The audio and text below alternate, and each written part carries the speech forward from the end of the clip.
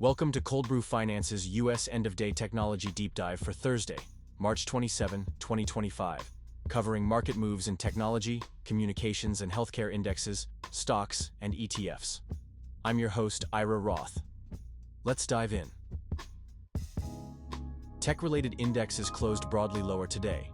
The Nasdaq 100 fell 118 points to 19,799. The Nasdaq Composite dropped 95 points to 17,804. Healthcare was the lone bright spot, with the healthcare sector edging up 3 points. Market breadth was decisively negative. In the Nasdaq Composite, decliners outnumbered advancers by more than 2-1, with 2,155 stocks down versus 1,022 up. The technology sector showed similar weakness, with 502 declines against 190 advances. On a month-to-date basis, tech indexes have struggled. The technology sector is down 6.6%, while the Nasdaq Composite has fallen 5.5%. The healthcare sector has shown relative stability, declining just 2.5%. Among top tech performers, VeriSign led with a 2.6% gain, marking its 10th consecutive up day and reaching a new one-year high. Roper Technologies rose 1.6%, while Apple added 1%. On a week-to-date basis, VeriSign has gained 4.2%, while Roper Technologies is up 3.6%. Year-to-date, VeriSign leads this group with a 23.1% return. Among declining tech stocks, Supermicro Computer fell 6.2%, Palo Alto Networks dropped 5.6%, and Broadcom declined 4%, marking its 4th consecutive down day. Week-to-date losses have been substantial, with Supermicro Computer down 17.6% and Broadcom falling 10.3%. Arista Networks has declined 15.1% month-to-date. Nasdaq-related ETFs showed broad weakness. VanEck Semiconductor ETF led the decline, falling 4.26 to 217.75, marking its 3rd consecutive down day. The leveraged funds reflected the downward momentum, with 3x bullish QQQ dropping 1.7%, while 3x bearish QQQ gained correspondingly. Return metrics highlight significant year-to-date pressure on tech-focused ETFs. Vanguard Information Technology and VanEck Semiconductor both show negative returns exceeding 10% YTD. Meanwhile, 3x bullish QQQ has experienced the sharpest decline at -21.27% year-to-date. Looking at stocks in tech industries, I'm Sally Short.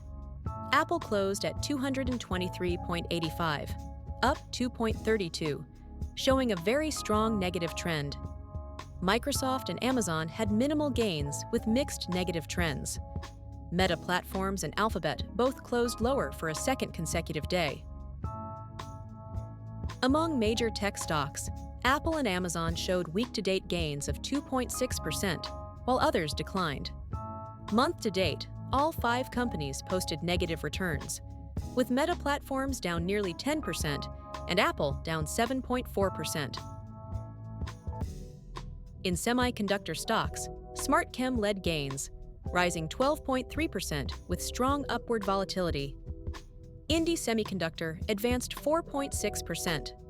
Semi-LEDs showed a very strong positive trend despite modest gains today.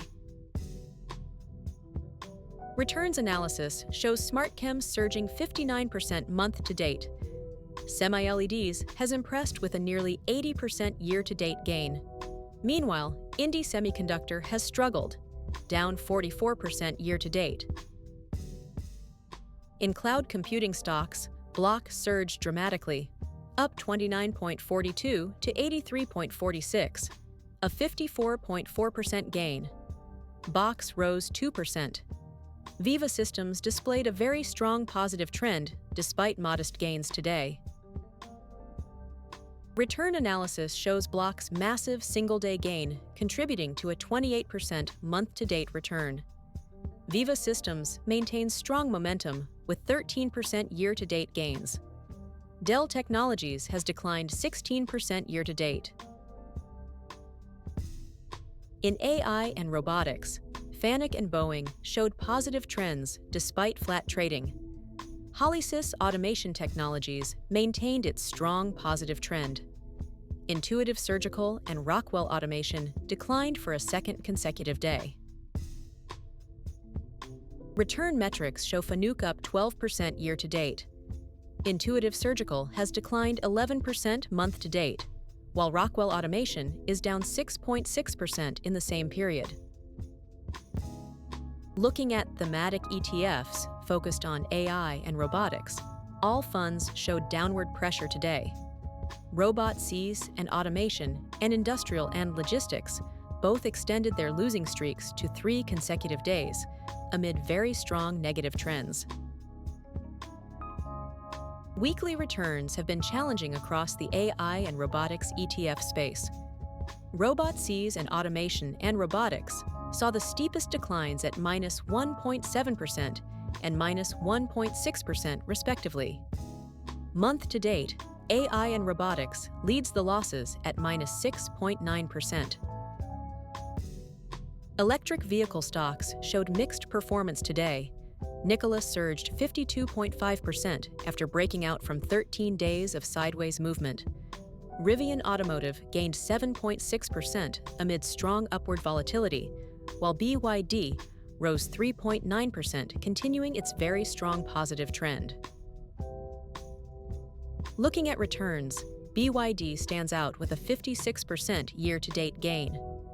Nikola shows high volatility with today's 52.5% surge, but remains down 85% year-to-date. Rivian has gained nearly 10% month-to-date.